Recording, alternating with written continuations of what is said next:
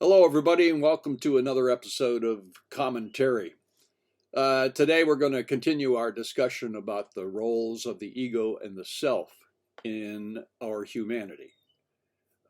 This is a very complex understanding, and I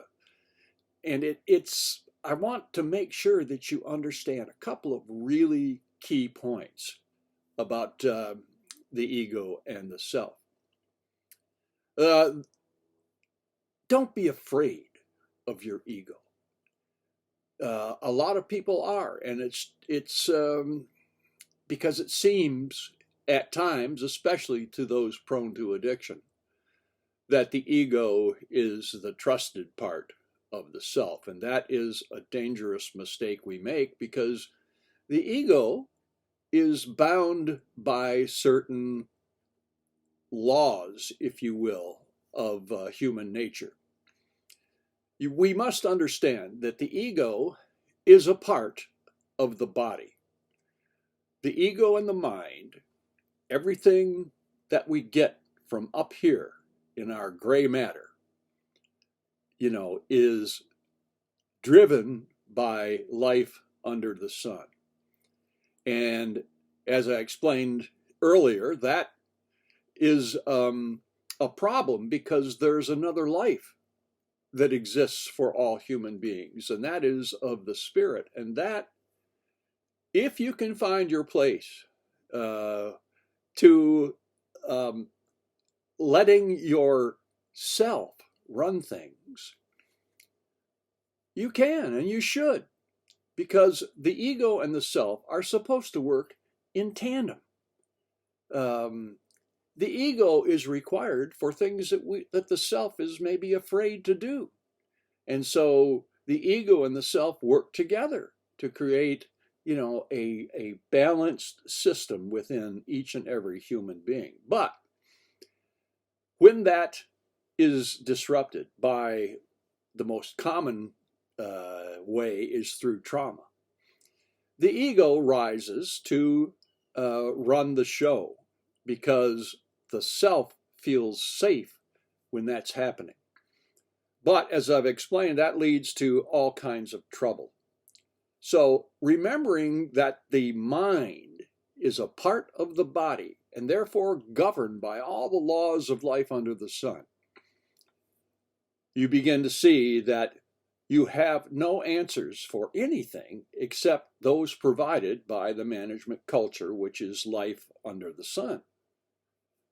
So we don't want to go there. We want to be independent. We want to separate ourselves from all of the chaos that surrounds us in life under the sun. And the only place to do that is to find peace with the moment. And that is accomplished, through all kinds of tools that you can have. And we'll talk about many of those later. But I want you to understand that the ego is a two-sided coin. One side says, I'm better than everybody else. That's the one that gets studied by, science. But the flip side of that same coin is, I'm worse than everybody. And there can be great comfort to the soul in assuming that position. Because if you're the worst, then what life do you have?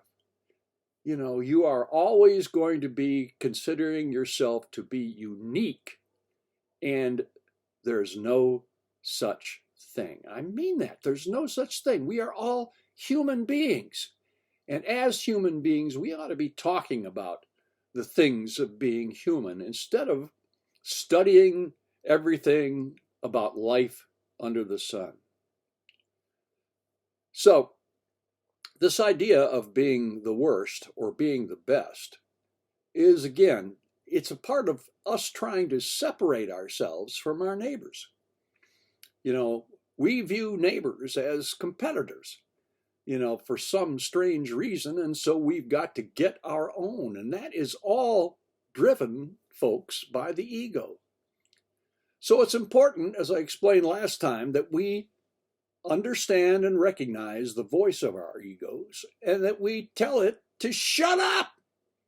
I mean that. You can do that. Yell at it if you need to. And it has to obey you. So let yourself rise. Be connected to the moment.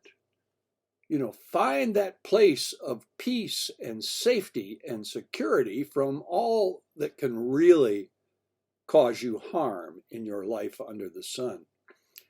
In this way, you can ride the dimensions of time and distance, safe, knowing that you're safe, and that your ego is your cooperative ally, not your enemy. So, in conclusion, the ego and the self must work together. Don't be afraid of that. You have dominion over that.